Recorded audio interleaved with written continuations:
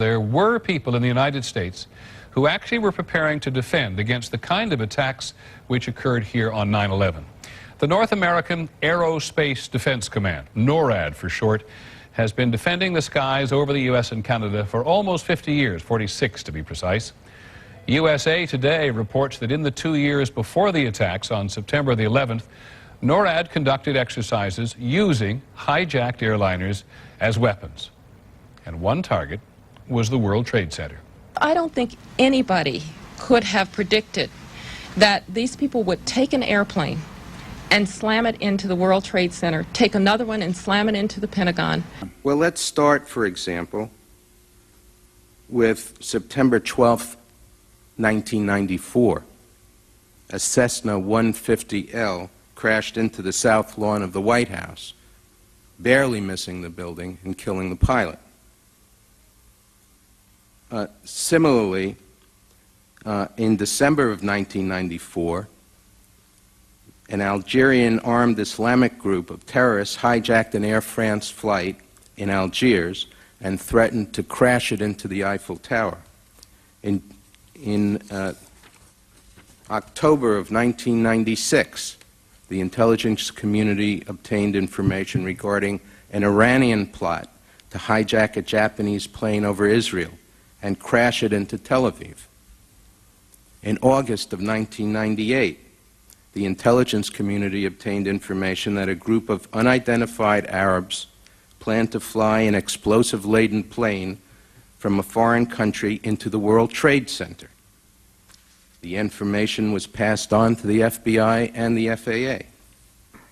In September of 1998, the intelligence community obtained information that Osama bin Laden's next operation could possibly involve flying an aircraft loaded with explosives into a U.S. airport and detonating it.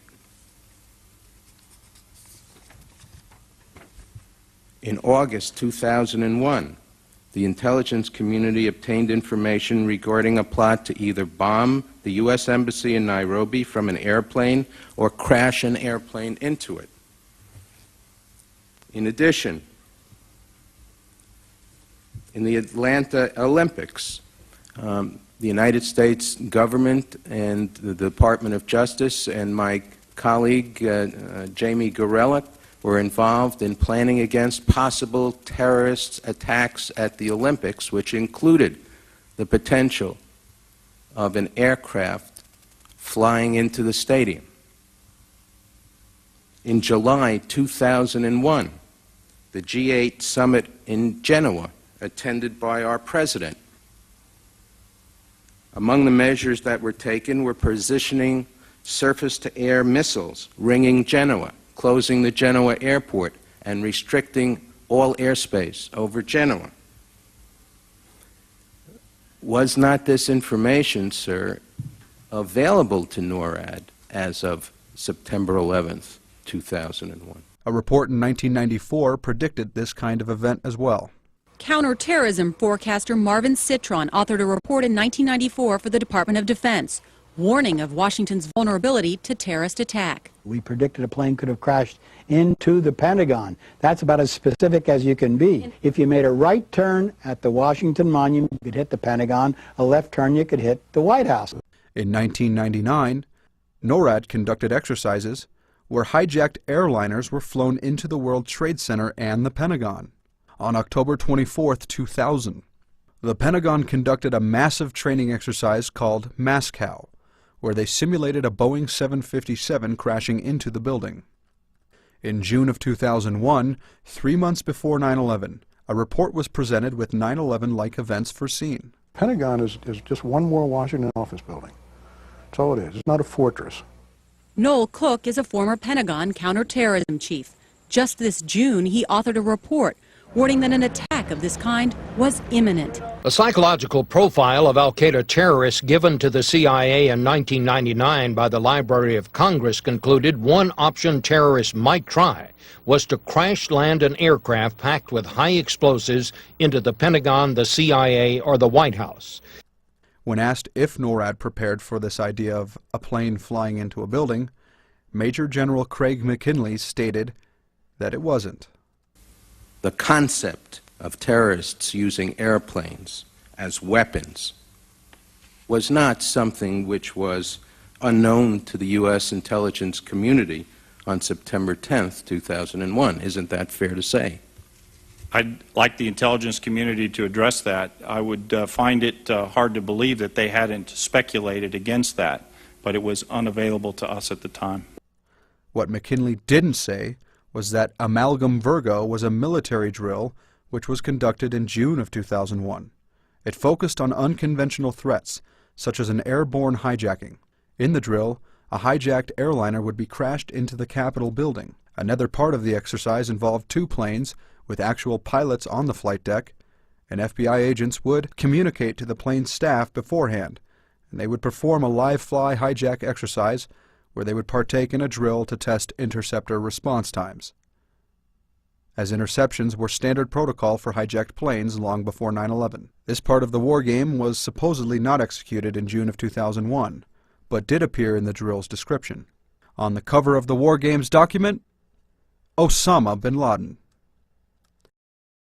But we had not postured prior to September 11, 2001 for the scenario that took place that day. Now Major General Craig McKinley has stated twice that they did not prepare for such an event as 9/11. Scenario, but isn't it a fact, sir, that prior to September 11, 2001, NORAD had already in the works plans to simulate in an exercise a simultaneous hijacking of 2 planes in the United States? No one admits to the drill. Scott, do you have any data on that? I'm not aware of that, sir. I was not present at the time. Until that was Operation Amalgam Commissioner Ben Virgo. Veniste mentions the drill by name. Specifically, Operation Amalgam Virgo, which I was involved in before I retired, was a scenario using a third world. And all of a sudden, Colonel Alan Scott suddenly remembers the drill and begins describing it. He even holds up the document just shown with the picture of Osama bin Laden on the cover.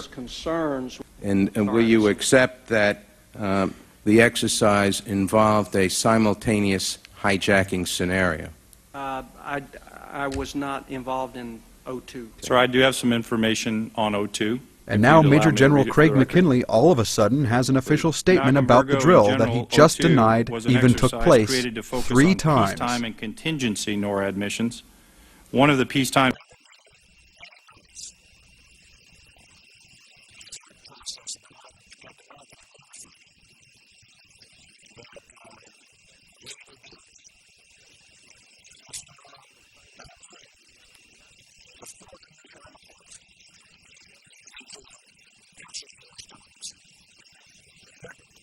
President Bush has said again and again that no one could have imagined what Osama bin Laden ordered for September 11th. We knew he hated us, but there was nobody in our government, at least, and I don't think the prior government, that could envision flying airplanes into buildings on such a massive scale. But that turns out not to be true. U.S. military planners did envision and practice those very scenarios. As reported by USA Today, the North American Aerospace Defense Command, NORAD, conducted exercises with fighter jets, simulating hijacked planes flown into the World Trade Center in the 2 years before the attacks. There are a lot of good people throughout the bureaucracy that were worried, were thinking about it, were trying to think outside the box. Pentagon planners also envisioned the attack on the Pentagon 5 months before it happened. According to this April 2001 Pentagon email, Air Force officials wanted a war game, having a terrorist group hijack a commercial airline and fly it into the Pentagon. The email was obtained by the nonprofit group Project for Government Oversight. The people who gave it to us were clearly concerned for some period of time that this kind of event could happen. And they were pushing very strongly on trying to exercise this event. The idea was to check response times to launch fighter jets.